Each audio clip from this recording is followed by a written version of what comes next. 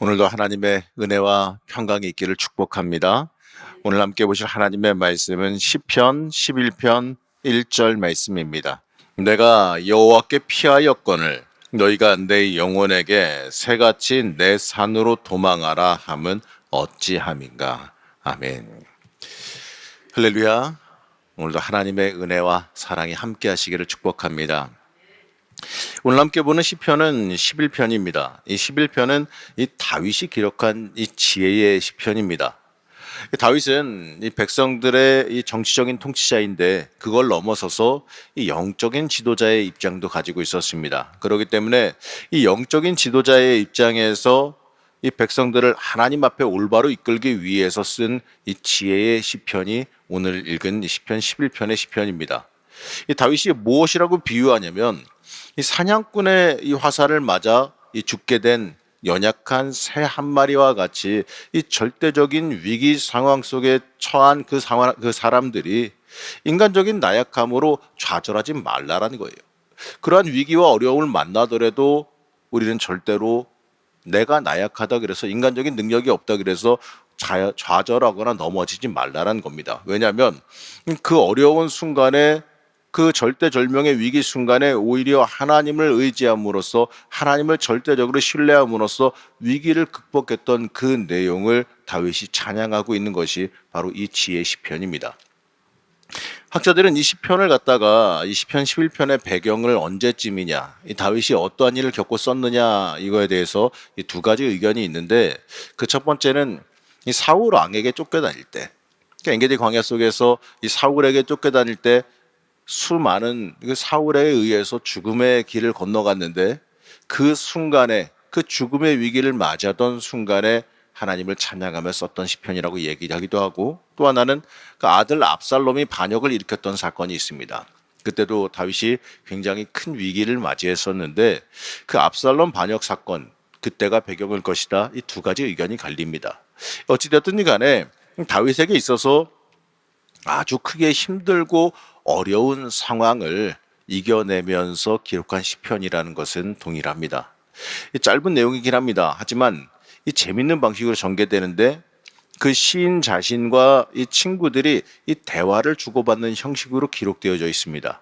이 친구들의 권고를 뿌리치고 이 자신의 신앙적인 그 심지를, 신앙적인 소견을 밝히는 내용으로 이루어져 있어요.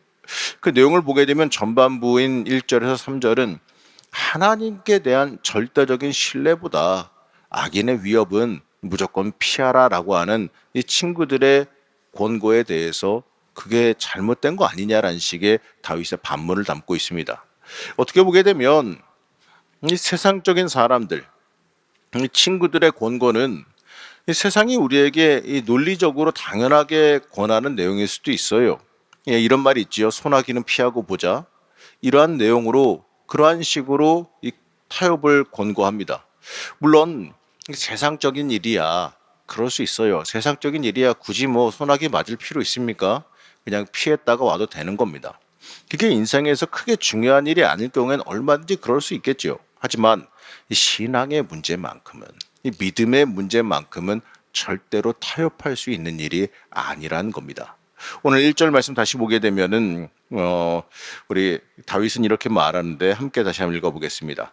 내가 여호와께 피하였거늘 너희가 내 영혼에게 새같이 내 산으로 도망하라 함은 어찌함인가.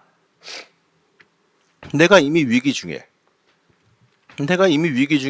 이 세상 모든 만물의 주관자 되시는 하나님을 의지하고 하나님을 의뢰하고 있는데 더 뭐가 필요하겠느냐라고 하는 물음입니다. 이 세상은 우리에게 늘 어떻게 보게 되면 유혹하죠.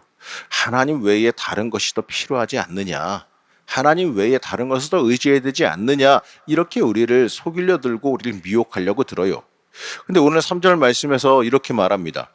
터가 무너지면 의인이 무엇을 하랴. 이러한 식으로 그 친구들은 이렇게 도망가라고, 피하라고, 세상적인 방법 의지하라고 이렇게 속삭여 댑니다. 이것은요, 우리의 피할 바위와 반석 되시는 하나님을 전혀 모르기 때문에 할 수 있는 말이지요. 세상이 보기에는 야, 삶의 기반이 다 무너졌으니까 빨리 도망가라 이럴지 모르겠지만 우리는 우리의 반석 되시는 하나님이 있다는 걸 압니다. 우리의 피할 바위요 반석 되시는 하나님께서 우리를 지키고 계신다는 걸 우리는 잘 알고 있습니다. 인생 가운데 아무리 큰 위기가 올지라도 삶의 터전이 무너질 것 같은 위기가 다가오더라도 우리는 절대로 걱정할 필요가 없어요. 왜냐하면 우리가 하나님 앞에 바르게 서 있기만 한다면 우리의 터전 되시는 하나님은 절대로 흔들리지 않기 때문에 그렇습니다. 세상 흔들려도 하나님은 흔들리지 않아요. 그렇기 때문에 우리가 하나님께 피하였다면 흔들리지 않는 터전 위에 서 있다는 그 사실을 절대로 잊지 말아야 됩니다. 이처럼 이 세상이 좋은 것이 좋은 것이다. 세상은 좋은 것이 좋은 것이다. 이런 식으로 우리 신앙을 흐리게 만들려고 그러죠. 하지만 잊지 말아야 될 것은 내 인생에서 가장 중요한 것은 하나님께 피하였느냐 그러지 못하였느냐 이게 가장 중요하다는 겁니다. 내가 하나님 편에 서 있느냐 하나님 편에 서 있지 못하느냐 내가 구경꾼이냐 아니면 내가 정말 하나님 앞에 엎드려 있는 하나님의 사람이 되었느냐 이게 중요한 일이에요. 어떠한 어려움이 마주했느냐 사실 이건 그렇게 중요하지 않아요. 어떠한 어려움이 마주하든 간에 내가 하나님 의지하고 하나님 편에 서 있고 하나님 붙잡고 있으면 그건 다 이겨낼 수 있게 돼 있기 때문에 그렇습니다. 중요한 건 내가 하나님 붙잡고 있느냐 붙잡지 못하느냐지 얼마나 큰 위기가 왔느냐가 중요한 게 아니에요. 내가 하나님 끝까지 붙잡고 하나님의 능력을 의지하고 있으면 큰 위기가 오면 위기가 올수록 그것이 더 나에게 전리품이 될 줄로 믿습니다. 하나님께서 이기게 만들어 주시고 해결해 주실 것을 믿기 때문에 그렇습니다.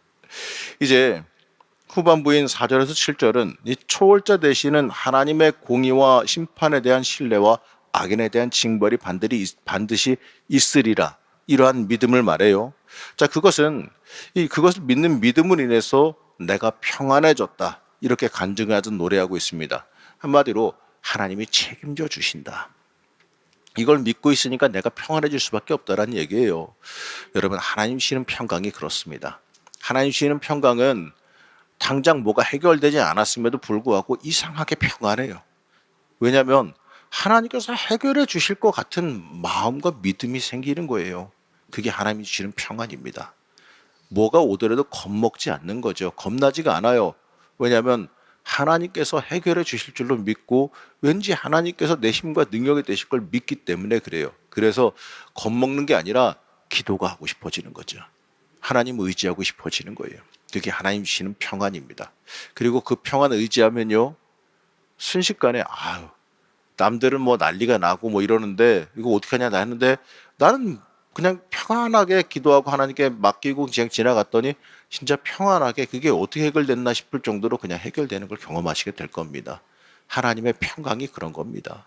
그렇기 때문에 여러분들 기도할 때 하나님 나에게 하나님의 평강을 허락해 주십시오. 이렇게 기도하시기 바랍니다. 틀림없이 그 평안이 임할 줄로 믿습니다. 그렇기 때문에 이 부분을 보게 되면 이 혼란한 세상 속에서 과연 우리가 어떠한 자세로 살아갈 것이냐 이게 이 바른 성도의 삶이 무엇인지를 생각하게 만들어 준다라는 거예요. 내 앞에서 당장 날아올 것 같은 그 시위가 팽팽하게 당겨진 활과 화살의 위협 앞에 서 있는 이 연약한 새와 같은 이 절망적인 그 순간에 성도들은 어떻게 해야 되겠느냐라는 물음입니다. 항상 정답은 정해져 있죠. 하나님이에요. 하나님 믿고 의지하는 거예요. 하나님을 절대적으로 신뢰하고 의지하는 적극적인 신앙으로 우리에게 다가온 위기를 돌파할 수 있어야 됩니다. 우리에게 다가오는 그 모든 위기와 어려움보다 훨씬 크신 하나님을 의지할 수 있어야 돼요. 그리고 이 모든 것을 의롭게 이끌어 가실 이 공의로우신 하나님을 전적으로 신뢰할 수 있어야 됩니다. 하나님을 신뢰하는 믿음, 그 믿음이 우리에게 정말 중요한 거예요. 믿음이 이깁니다. 믿음이 승리해요. 이 환난 중에 하나님께로 피하는 사람, 하나님 끝까지 신뢰하는 사람은 결국에는 해결하시는 하나님, 응답하시는 하나님의 얼굴을 만나게 되어 있습니다. 자, 오늘 7절 말씀인데 7절 말씀 다시 함께 합독하시겠습니다. 여호와는 의로우사 의로운 일을 좋아하시나니 정직한 자는 그의 얼굴을 배우리이다. 아멘. 정직한 자는 그의 얼굴을 배우리이다. 하나님 편에 서 있고 하나님 붙잡고 있는 자는 결국 해결하시는 하나님, 우리의 힘과 능력 되신 하나님의 얼굴을 만날 줄로 믿습니다.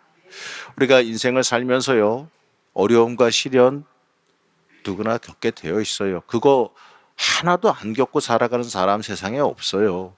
이 작든지 크든지 간에 누구나 시련은 있기 마련입니다. 그러한 시련을 문제는 어떻게 잘 극복하느냐, 여기에 따라서요, 이 삶의 질과 결과가 달라지게 되어 있어요. 이 수많은 시련을 이겨내며 기록한 그 다윗의 시편은 오늘날 때때로 어려움과 고난을 만나는 우리에게 아주 좋은 탈출 지침서가 되어주고 있습니다. 오늘 함께 읽은 11편의 이 시편은 고난과 어려움 탈출에 있어서 아주 핵심적인 내용을 담고 있습니다. 우리가 다 알고 있는 그 내용이죠. 철저히 하나님 의지하라. 바로 이겁니다.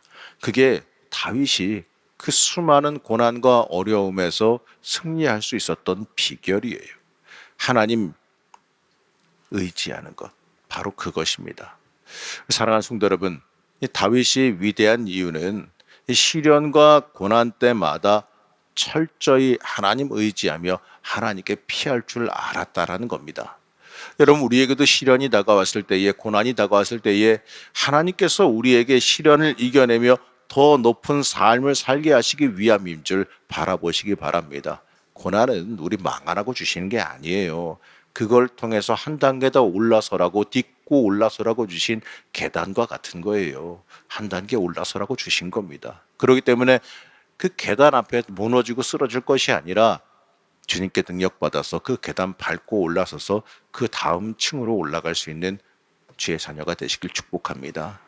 오늘 읽은 말씀처럼 하나님께 피하는 사람, 이 세상의 유혹에 넘어지지 않고 흔들리지 않는 터전인 하나님 위에 굳건히 서 있는 그 복이 있는 사람, 하나님의 얼굴을 마주하는 승리의 신앙인들, 그들이 여러분들 되시기를 시간 간절히 축복합니다.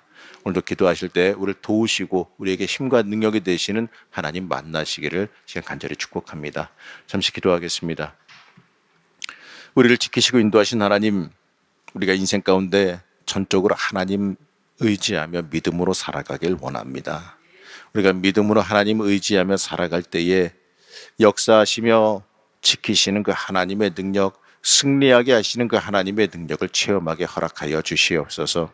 오늘도 하나님께 엎드려 기도할 때에 우리에게 평강을 허락하여 주옵시고, 우리에게 하나님이 주시는 승리와 하나님이 주시는 능력, 하나님의 만지심과 하나님의 사랑하심을 깊게 체험하게 허락하여 주시옵소서. 오늘도 기도하는 중에 하나님의 역사가 있을 줄로 믿사오며 거룩하고 존귀하신 예수님의 이름으로 기도하였습니다. 아멘.